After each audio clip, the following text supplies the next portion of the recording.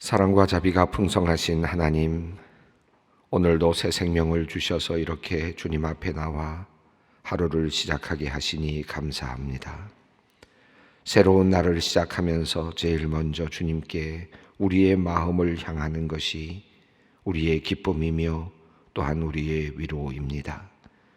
참으로 부족함을 알기에 이 세상에서 살아가는 것이 얼마나 위험하고 두려운 일인지를 잘 알기에 더욱 이 시간이 우리에게 너무나도 귀하게 여겨집니다.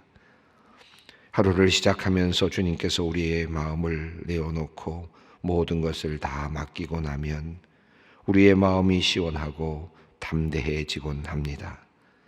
하나님이 우리의 편이 되시고 우리를 도우실 것임을 믿기에 더욱 당당하게 힘있게 하루를 시작할 수 있습니다. 하나님, 오늘도 우리의 주인이 되어 주시고 우리가 가는 길의 인도자가 되어 주시옵소서. 병상에서 하루를 시작하며 오늘 하루를 어떻게 견딜까 걱정하는 성도들에게도 오늘 처리해야 하는 일들을 생각하며 막막함으로 새벽에 집을 나서는 이들에게도 주님은 피난처가 되시며 능력이 되심을 믿습니다. 이들이 오르지 못할 바위 위로 이들을 올려놓아 주시고 이들이 감히 상상하지 못하는 방식으로 이들의 삶을 새롭게 열어 주시옵소서. 하나님, 우리의 깊은 마음으로 주님께 기도합니다. 이 세상에는 어려운 일, 힘든 일들이 참으로 많이 있습니다. 하나님 아버지, 인생의 길을 가다 역경의 길로 들어선 사람들, 고통의 길에 들어선 사람들을 긍휼히 여겨주시기를 기도합니다. 그들이 주님을 믿는 믿음으로 고난의 시간을 잘 견디게 하시고 폭풍을 견디고 배가 항구로 무사히 돌아오듯 잔잔한 평안의 삶으로 그들을 다시 인도하여 주시옵소서. 하나님, 또한 다가올 미래를 생각하며 불안해하는 사람들도 있습니다. 머리털 하나도 세시는 하나님의 능력과 섭리를 믿게 하시고 내일 일은 하나님께 맡기고 오늘을 힘차게 살아갈 수 있는 용기를 허락하여 주시옵소서. 병마와 싸우며 병원에서 혹은 가정에서 힘든 시간을 보내고 있는 성도들이 있습니다. 주님께서 이들을 불쌍히 여겨주시고 하나님께서 치료의 광선을 비추어 주시고 이들이 주님의 은혜 가운데 온전히 회복되게 하여 주시옵소서. 이들이 주님의 살아계심을 알게 하시고 지금도 어두움을 빛으로 바꾸시는 주님의 뜻을 알아 위로를 받고 새 힘을 얻게 하여 주시옵소서. 부정적인 생각이 자리하지 않게 하시고 늘 하나님께서 우리에게 베푸시는 삶의 창조적 의미를 생각하면서 기쁨으로 살아가는 우리들이 되게 하여 주시옵소서. 거룩하신 하나님, 우리는 누군가로부터 주님에 대한 증언을 받음으로 믿음을 갖게 되었고 오늘 이 자리까지 오게 되었습니다. 작은 믿음이지만 오늘에 이르기까지 인도하여 주신 주님, 감사한 마음으로 주님께 기도합니다. 우리가 듣는 자로만 머물지 않게 하여 주시고 복음을 전하는 자 되어 우리를 통해 구원을 얻는 사람들을 볼 수 있는 축복을 허락하여 주시옵소서. 믿음의 결실이 있는 주님의 자녀가 되기를 원합니다. 우리에게 주신 생명으로 다른 사람도 살리는 생명을 낳는 주님의 자녀들이 되게 하여 주시옵소서. 오늘을 허락하신 하나님, 우리에게 주신 하루의 삶을 통해 우리 때문에 위로를 받게 되는 사람이 있었으면 좋겠습니다. 우리 때문에 힘을 얻는 사람, 우리 때문에 기쁨을 얻게 되는 사람들이 있었으면 좋겠습니다. 우리 때문에 희망을 발견하게 되는 사람이 있었으면 더욱 좋겠습니다. 주님, 오늘 우리의 하루가 이런 멋진 일들이 일어나는 귀한 복된 하루가 되게 하여 주시옵소서. 하나님, 소망의 성도들을 위하여 기도합니다. 고등학교 1학년인 쌍둥이 자매가 있습니다. 부모님과 할머니의 믿음의 본을 따라 씩씩하게 자라나는 귀한 믿음의 딸들입니다. 안타깝게도 첫째 아이의 가슴에 혹이 점점 커져 수술을 해야 하는 상황이 되었습니다. 하지만 아직 어린 나이이고 여러 제약 조건들이 있어서 쉽게 수술을 결정하지 못하고 애를 태우고 있습니다. 둘째는 오른쪽 발목에 혈관종이 있습니다. 현대의학으로는 치료 방법이 없어 한창 나이에 잘 걷지 못하고 힘들게 생활하고 있습니다. 치료의 하나님, 주님께서 이 두 자매를 긍휼히 여겨주시어 수술 없이 혹이 사라지게 하시고 혈관정이 나을 수 있는 은혜를 베풀어 주시기를 간절히 기도드립니다. 이 가정이 주님께서 베풀어 주시는 치유의 은총을 통해 더욱 독실한 주님의 가정이 되게 하여 주시옵소서. 급작스러운 심정지로 쓰러지신 아버님을 위해 기도하는 집사님이 있습니다. 심장 박동은 회복되었지만 아직 의식이 없습니다. 중환자실에 집중치료를 받고 있는 중에 있습니다. 주님 긍휼히 여기시오. 아버님의 의식이 속히 돌아오기를 원하는 집사님의 기도를 들어주시옵소서. 무엇보다도 후유증이 없이 온전히 회복되도록 주님께서 은혜를 베풀어 주시옵소서. 하나님, 오늘부터 내일까지 대전에서 총회 예식서 개정위원회가 모입니다. 부족한 종이 정문위원장을 맡아 새로운 예식서를 집필하게 되었습니다. 우리 교단 예배를 돕는 귀한 자료를 만들 수 있도록 지혜와 능력을 허락하여 주시옵소서. 아름다운 언어와 깊은 신학적 통찰을 들어가고 성령님의 역사하심이 잘 드러나는 예배 예식서를 만들어 한국교회를 섬기도록 주님께서 좋은 돕는 손길을 허락하시고 무엇보다 성령님께서 이 일에 함께하여 주시옵소서. 하나님, 이제 주님의 말씀을 사모하며 나아갑니다. 주님의 꿀 같은 말씀을 먹게 하시어 새 힘을 얻게 하시고 참 지혜를 얻게 하여 주시옵소서. 예수님의 이름으로 기도드리옵나이다. 아멘. 오늘 말씀은 고린도후서 10장 1절로 11절까지 말씀입니다. 고린도후서 10장 1절로 11절 말씀 함께 봉독하도록 하겠습니다. 너희를 대면하면 유순하고 떠나 있으면 너희에 대하여 담대한 나 바울은 이제 그리스도의 온유와 관용으로 친히 너희를 권하고 또한 우리를 육신에 따라 행하는 자로 여기는 자들에 대하여 내가 담대히 대하는 것 같이 너희와 함께 있을 때에 나로 하여금 이 담대한 태도로 대하지 않게 하기를 구하노라. 우리가 육신으로 행하나 육신에 따라 싸우지 아니하노니 우리의 싸우는 무기는 육신에 속한 것이 아니요 오직 어떤 견고한 진도 무너뜨리는 하나님의 능력이라. 모든 이론을 무너뜨리며 하나님 아는 것을 대적하여 높아진 것을 다 무너뜨리고 모든 생각을 사로잡아 그리스도에게 복종하게 하니 너희의 복종이 온전하게 될 때 모든 복종하지 않는 것을 벌하려고 준비하는 중에 있노라. 너희는 외모만 보는도다. 만일 사람이 자기가 그리스도에게 속한 줄을 믿을진대 자기가 그리스도에 속한 것 같이 우리도 그러한 줄을 자기 속으로 생각할 것이라. 주께서 주신 권세는 너희를 무너뜨리려고 하는 것이 아니요 세우려고 하신 것이니 내가 이에 대하여 지나치게 자랑하여도 부끄럽지 아니하리라. 이는 내가 편지들로 너희를 놀라게 하려는 것 같이 생각지 않게 하려 함이라. 그들의 말이 그의 편지들은 무게가 있고 힘이 있으나 그가 몸으로 대할 때는 약하고 그의 말도 시원하지 않다 하니 이런 사람은 우리가 떠나 있을 때에 편지들도 말하는 것과 함께 있을 때에 행하는 일이 같은 것임을 알지라. 아멘. 고린도후서 9장까지 8장에서 9장까지 연보에 대해서 헌금에 대한 바울의 그 깊은 통찰과 그리고 고린도 교회를 향한 그 열정적인 그런 가르침이 이어졌습니다. 고린도후서 8장과 9장은 그런 의미에서 이 성경 안에서 헌금과 관련돼 있어서는 가장 함축적이고 또 가장 길게 이렇게 표현이 되어 있는 그런 본문이라고도 할 수 있겠습니다. 이제 고린도후서 10장으로 넘어섰는데요. 이 10장에서는 분위기가 완전히 바뀌었습니다. 10장부터 이제 마지막 내용까지는 고린도 교회에서 생겨난 그 자신의 사역에 대한 어떤 그 문제들, 그러니까 반대했던 그리고 또 여러 가지 문제가 있었던 그 사도권에 대한 여러 가지 의심들, 이런 것이 지금 앞에서도 계속 다뤄져 왔는데 그 문제들을 이제 다루는 장면으로 다시 넘어갑니다.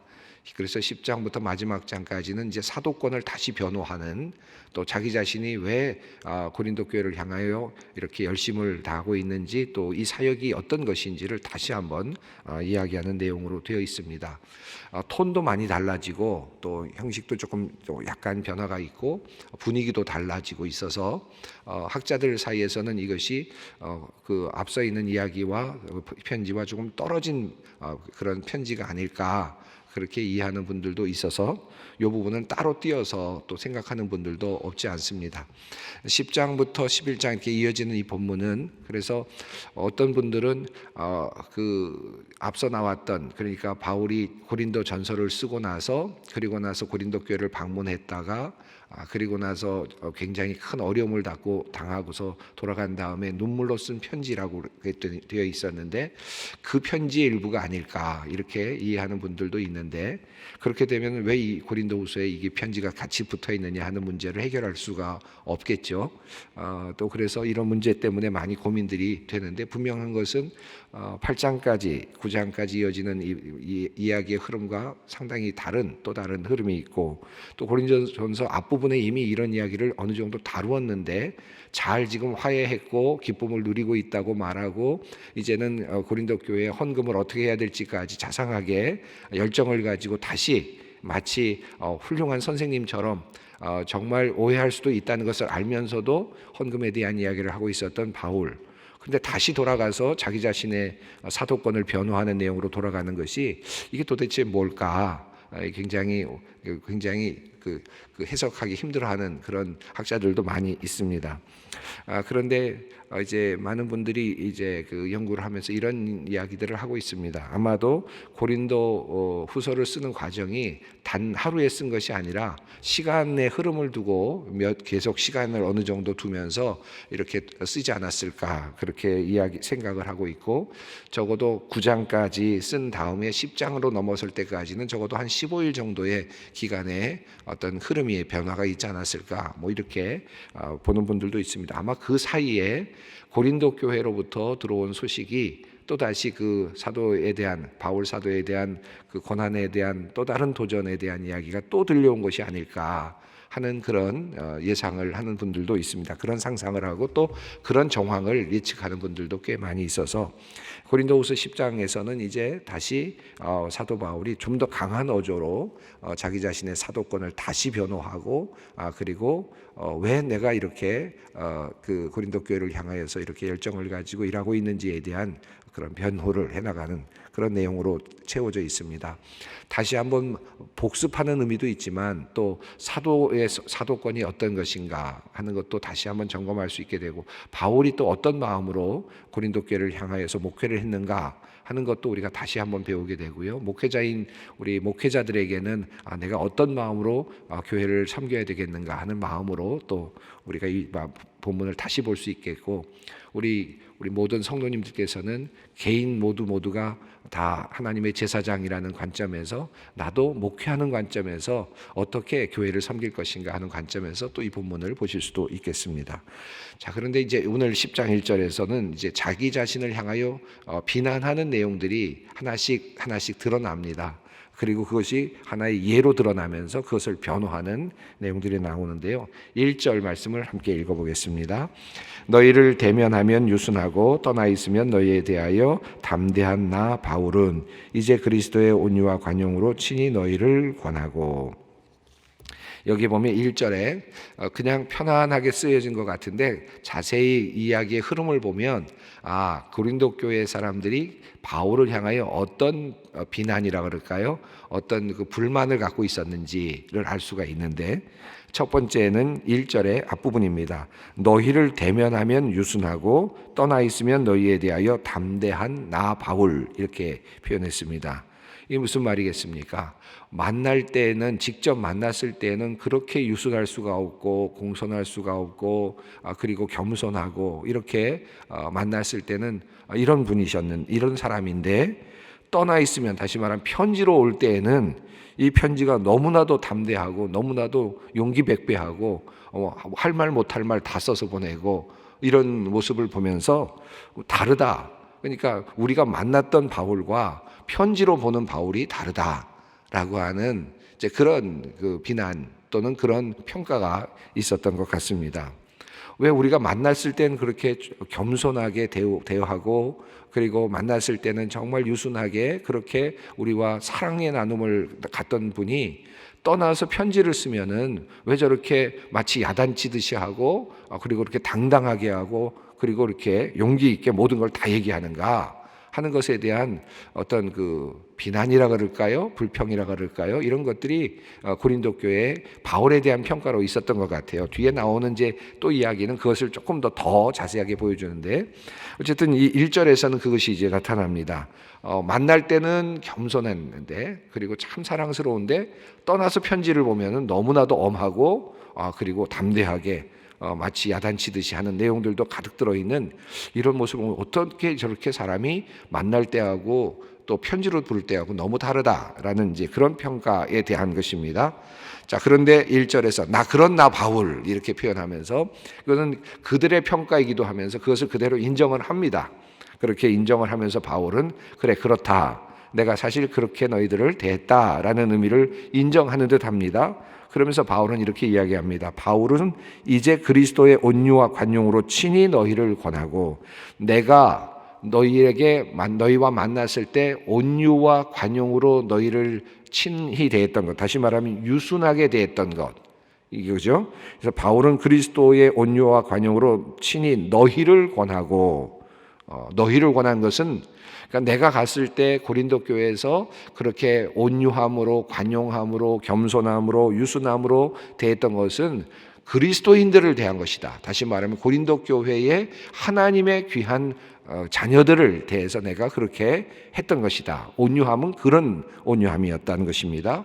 자, 그러면 담대함은 어떤 것이냐? 2절 말씀을 읽어보겠습니다. 또한 우리를 육신에 따라 행하는 자로 여기는 자들에 대하여 내가 담대히 대하는 것 같이 너희와 함께 있을 때에 나로 하여금 이 담대한 태도로 대하지 않게 하기를 구하노라. 이게 보면 2절에 이렇게 되어 있습니다. 담대히 대했던 것은 그러니까 바울이 멀리 떠나서 편지를 쓸 때에는 누구를 생각하면서 편지를 쓴 거냐 하면 그리스도인들 정말 사랑하는 정말 하나님을 잘 따르고 있는 사람들을 향해서 쓴 것보다는 또 다른 의미가 있는데 그 안에 그 편지 안에는 육신을 따라 행하는 자로 여기는 자들을 향하여 변호하고 그들에게 이야기하기 위해서 담대하게 썼다. 그러니까 편지를 보낼 때의 대상은 육신을 따라 행하는 사람들, 바울을 여기는 사람들까지를 다 생각하면서 담대한 마음으로 썼고 너희를 만날 때는 참다운 그리스도인들 함께 만나는 사람들이기 때문에 그들과 함께 온유와 관용으로 그렇게 대했던 것이다. 그러니까 온유와 관용과 그리고 바깥으로 가서 다른 곳으로 가서 편지를 보낼 때의 그 담대함과 또 엄격함 이런 것은 왜 이렇게 달라진 것이냐? 사실 바울이 생각하는 대상이 다르다는 거죠. 만날 때에는 참 그리스도인들과 만나서 당연히 겸손하게 온유와 관용으로 그 사람들을 대했지만 자기 자신을 바울을 육신을 따라 행하는 자로 여기는 그런 사람들, 자기를 비난하는 사람들이 있다는 것을 알고 있는 바울은 편지를 통해서는 엄격하게 그것에 대해서 변호하고 강력하게 항의하며 그리고 또 강력한 가르침을 줄 수밖에 없었다라고 하는 그런 말입니다. 그러면서 2절 마지막 부분에 그렇게 이야기하죠. 너희가 함께 있을 때 나로 하여금 담대한 태도로 대하지 않게 하기를 구하노라. 그러니까 내가 너희들 만났을 때 너희를 그렇게 엄격하게 담대하게 구한다는 그렇게 이야기하게 된다는 것은 너희들에게 문제가 있다는 것이 될 것이다. 것이죠. 그러니까 내가 온유함으로 대하고 겸손함으로 대했던 것은 참 그리스도인들과 함께 얻게 된 귀한 교제였고 그러나 내가 멀리 있으면서 또는 엄격하게 편지를 썼던 이유는 나를 육신을 행하는 자로 잘못 알고 있는 잘못 평가하고 있는 또 하나님의 복음을 제대로 알고 있지 못하는 사람들을 향하여 경고하고 엄하게 그 이야기를 하기 위해서 내가 그런 관점에서 그런 태도로 편지를 썼던 것이다. 이렇게 이야기를 하고 있습니다. 육신을 따라 행하는 자로 여기는 것, 이 바울을 향하여 그가 육신을 따라 행하는 자다라고 여기는 그런 경우는 크게 아마 학자들 사이엔 두 가지 경우로 예상을 하고 있고 생각을 하고 있고 아마 두 가지가 다 고린도 교회에 있었을 것이라고 생각합니다. 다시 말하면 사적인 이득을 얻는 자다. 예를 들면 돈을 지금 헌금을 계속 강요한다라든지, 그 다음에 또 잘못된 가르침으로 유혹하고 있다. 율법이 필요 없다고 그러고 아주 완전한 자유를 외치는 이런 것이라든지요. 자기 유익을 구하는 문제, 또 권위를 이용해 자기 자신의 어떤 권위를 이용해서 또 아주 엄격하게 사람들에게 이렇게 겁을 준다라든지 이런 그 비난을 받는 하나의 그 비난의 하나의 틀이 있었던 것 같고요. 또 하나 고린도 전서를 보면 그 영적인 은사에 대한 이야기가 나오지 않습니까? 이런 은사들을 가지고 있는 사람들 입장에서는 바울은 그런 은사가 없다. 그러니까 바울은 기도하다든지 특별한 이상을 보았다든지 이상을 보았다고 얘기한다든지 뭐 방언을 특별하게 그것을 강조한다든지 기도의 영성이 있다든지 이런 것들이 보이지 않는다라고 하는 또 다른 하나의 그런 비판이 있었던 것 같습니다. 그러면서 바울의 지도력을 계속해서 이렇게 약화시키는 그런 사람들을 향하여서는 내가 엄하게 담대하게 그렇게 썼다라고 그렇게 이야기를 하고 있습니다. 자, 이렇게 바울은 첫 번째 이제 완전히 연보를 드리는 것에 관련된 내용과는 전혀 다른 분위기로 넘어가면서 이제 좀 더 엄격하게 자기 자신을 이제 변호하기 시작합니다. 자, 이제 3절부터는 자기 자신을 군사로 전쟁을 수행하는 군사로 자기 자신을 표현하면서 이제 새롭게 또 자기 자신의 그 사역의 방식을 이야기합니다. 3절 말씀을 읽습니다. 우리가 육신으로 행하나 육신에 따라 싸우지 아니하노니. 육신을 따라 행하나 육신을 따라 산다. 이게 육신을 따라 걸어간다. 이 원어는 그런 의미가 있는 게 산다는 의미입니다. 육신으로 살아가는. 그러니까 우리가 인간의 몸을 입고 있기 때문에 인간의 방식으로 살아갈 수밖에 없죠. 먹고 자고 하는 모든 것들, 인간이 가지고 있는 모든 한계를 그대로 유지하고 있고 인간의 감성과 지성과 의지 모든 걸 다 갖고 있으니까 우리는 결국은 인간은 육신을 입고 있으니까 육신으로 따라 살 수밖에 없죠. 몸으로 우리는 무엇인가를 해야 합니다. 그러나 육신에 따라 싸우지 않는다. 이 말은 어떤 뜻이겠습니까? 세상이 하는 방식으로, 여기서는 육신을 따라 하는 말은 세상의 방식으로 내가 싸우지 않는다. 내가 비록 육체의 몸을 입고 있지만 나는 세상의 방식으로 싸우지 않는다. 사람들이 하는 방식으로 싸우지 않는다. 세상 사람들이 살아가는 방식, 경쟁하고 그리고 또 모함하고 거짓말하고 그리고 또 술수를 부리고 하는 이런 방식으로 나는 싸우지 않는다. 나의 싸움의 방식은 그런 싸움의 방식이 아니다. 모의를 하고 또 사람들을 모으고 또 뭐 결집시키고 뭐 어떤 헛된 정보를 퍼뜨리고 하는 이 세상에 가지고 있는 인간적인 방식으로 싸우는 방식들, 그리고 그것을 도리어 아주 전략이라고 말하고 있는 세상의 방식들, 그리고 그것을 해놓고는 잘했다고 이야기하고 있는, 승리했다고 자축하고 있는 세상의 방식들, 이와 같은 세상의 방식을 따라 나는 싸우지 않는다. 나의 영적인 전투는 그런 방식이 아니에요. 세상을 따라 싸우지 않는다는 말은 다른 말로 말하면 성령을 따라 싸운다. 성령의 방식으로 싸운다는 것이죠. 이 성령의 방식으로 싸운다는 것은 어떤 것인지를 4절이 이제 5절이 계속해서 이어서 설명하고 있습니다. 4절 말씀입니다. 우리의 싸우는 무기는 육신에 속한 것이 아니요 오직 어떤 견고한 진도 무너뜨리는 하나님의 능력이라. 모든 이론을 무너뜨리며, 제가 그 부분을 안 읽었는데요. 모든 이론을 무너뜨리며, 사실은 4절은 원어상으로는 하나님의 능력이라까지가 4절에 붙고 그리고 그 이유는 5절에 붙어야 되는데요. 자, 우리의 싸우는 무기는 육신에 속한 것이 아니다. 이거는 앞서 있는 3절 말씀과 연결됩니다. 같은 내용이죠. 우리의 싸우는 무기는 육신에 속한 것이 아니라 우리의 무기는 어떤 것이냐? 하나님의 능력이다. 우리가 싸우는 무기는 하나님의 능력이고 그 하나님의 능력은 어떠한 견고한 진도 무너뜨리는 하나님의 능력이다. 이것이 바울이 가지고 있는 초라해 보이지만 또 말하는 것도 어눌해 보이지만 모양도 참 볼품이 없어 보이고 그렇지만 그러나 그가 가지고 있는 무기는 어떤 무기냐 하면 하나님의 능력을 내가 가지고 있다. 그리고 이것은 어떠한 견고한 성도 무너뜨리는 하나님의 능력이다. 이렇게 이야기합니다. 그러니까 지금 바울은 아주 어마어마한 무기를 갖고 있는 셈입니다. 바울은 그렇게 생각을 하고 있습니다. 그러니까 바울의 착각이라면 착각일 수도 있겠지만 지금 바울이 만약에 이 무기를 갖고 있고 자기 자신이 그렇게 생각하고 있다면 얼마나 자기 자신이 얼마나 기쁨이 넘치겠습니까? 내가 이런 무기를 가지고 있고 이런 일을 하고 있다라는 이 마음, 지금 하나님의 능력이라고 말합니다. 모든 이론을 무너뜨리며 5절을 읽습니다. 하나님 아는 것을 대적하여 높아진 것을 다 무너뜨리고 모든 생각을 사로잡아 그리스도에게 복종하게 하니. 여기서 하나님 아는 것을 대적하여 높아진 모든 이론을 무너뜨리며, 원어적으로는 그렇게 해석하면 좋겠습니다. 하나님 아는 것을 대적하여 높아진 모든 이론을 다 무너뜨리고 다 부수어뜨리고 라고 합니다. 여기서 로기스무스라고 하는 단어가 쓰여졌으니까 논쟁, 이론이라고 하는 것이죠. 모든 이론을 무너뜨리고 모든 생각을 사로잡아, 노에마가 쓰여졌는데 생각을 사로잡아 그리스도에게 복종하게 한다.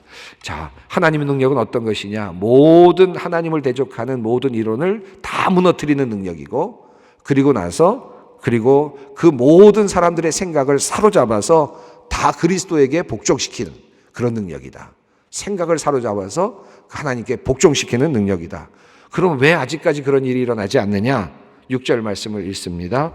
너희의 복종이 온전하게 될 때에 모든 복종하지 않는 것을 벌하려고 준비하는 중에 있노라. 이 복종이 아직 완성되지 않은 이유는 이 복종이 온전하게 될 때까지, 하나님께서 우리의 복종이 온전하게 되기까지 복종하지 않는 이들을 처벌할 것을 지금 미루고 계신다. 그러니까 선택받은 자들, 온전하게 복종하게 될 사람들이 온전한 복종이 이루게 될 때까지 하나님께서는 이제 복종하지 않은 것을 벌하려고 준비하는 중에 유예 기간이다 라는 것입니다. 그러나 이 하나님의 능력은 결과적으로는 모든 하나님을 대적하는 모든 사상들을 다 완전히 괴멸시킬 것이고, 결과적으로는 모든 사람들의 생각을 사로잡아서 하나님 그리스도에게 복종시키게 될 것이다 라고 하는 강력한 바울의 그 사상, 그리고 바울의 어떤 그 능력, 하나님의 능력이 얼마나 귀한 것인지를 이렇게 자기 자신이 고백하고 있습니다. 오늘은 여기까지 함께 살펴보고 다음에 뒷부분을 좀 같이 살펴봐야 될 것 같은데요. 4절과 5절 말씀을 오늘 붙잡고 여러분 힘있게 오늘 하루를 시작했으면 좋겠습니다. 4절과 5절 한번 다시 읽고 함께 기도의 자리로 나아가겠습니다. 우리의 싸우는 무기는 육신에 속한 것이 아니요 오직 어떠한 견고한 진도 무너뜨리는 하나님의 능력이라. 모든 이론을 무너뜨리며 하나님 아는 것을 대적하여 높아진 것을 다 무너뜨리고 모든 생각을 사로잡아 그리스도에게 복종하게 하니. 함께 기도의 자리로 나아갑니다. 하늘에 계신 우리 아버지, 아버지의 이름을 거룩하게 하시며 아버지의 나라가 오게 하시며 아버지의 뜻이 하늘에서와 같이 땅에서도 이루어지게 하소서. 오늘 우리에게 일용할 양식을 주시고 우리가 우리에게 잘못한 사람을 용서하여 준 것 같이 우리의 죄를 용서하여 주시고 우리를 시험에 빠지지 않게 하시고 악에서 구하소서. 나라와 권능과 영광이 영원히 아버지의 것입니다. 아멘.